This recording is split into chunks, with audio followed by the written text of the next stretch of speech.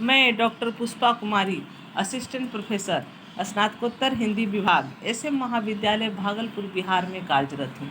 आज मैं अपने विद्यार्थियों को, जो स्नातकोत्तर हिंदी विषय के द्वितीय सेमेस्टर के विद्यार्थी हैं, उनको उनके सप्तम पत्र में आए संस्कृत साहित्य के इतिहास के अंतर्गत संस्कृत गद्य साहित्य में सुबंधुकृत वासव दत्ता रचना पर प्रकाश डालूंगी।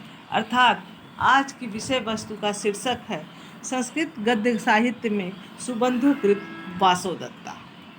संस्कृत के प्रौढ़ गद्य ग्रंथकारों में सुबंधु प्रथम है। सुबंधु का समय 600 से 625 ईस्वी के बीच माना जाता है।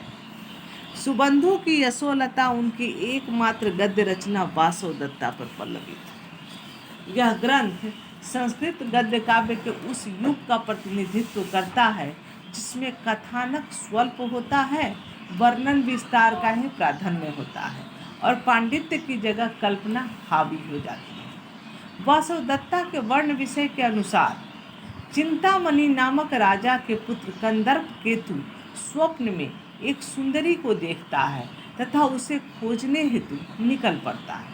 घूमते घूमते वह एक रात एक वृक्ष के नीचे आराम करते समय वृक्ष पर बैठी हुई सारिका से सुनता है कि पाटलिपुत्र की राजकुमारी ने स्वप्न में कंदर्प केतु को देखा है और उसे खोजने के अपनी प्रयास में अपनी सारिका तमालिका को भेजा है।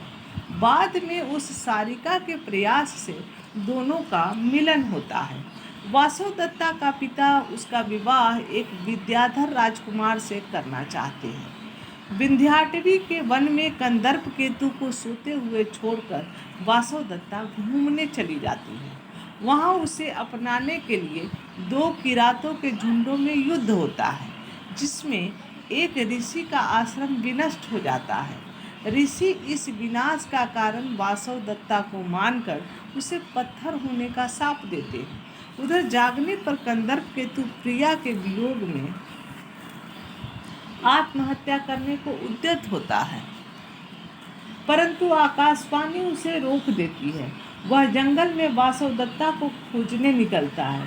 एक शिला उसका स्पर्श पाते ही वासव दत्ता बन जाती है। दोनों में पुनर्मिलन होता है तथा वे राजधानी लौट आते हैं। इस कथा वस्तु से स्पष्ट है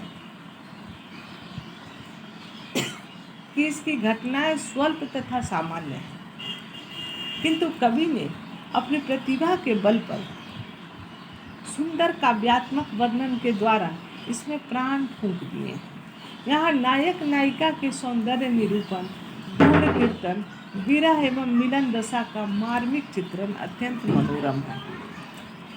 कथावृत्त को कवि कौशल से समलंकृत और विशेष चमत्कृत बनाना ही कवि का लक्ष्य है। धन्यवाद।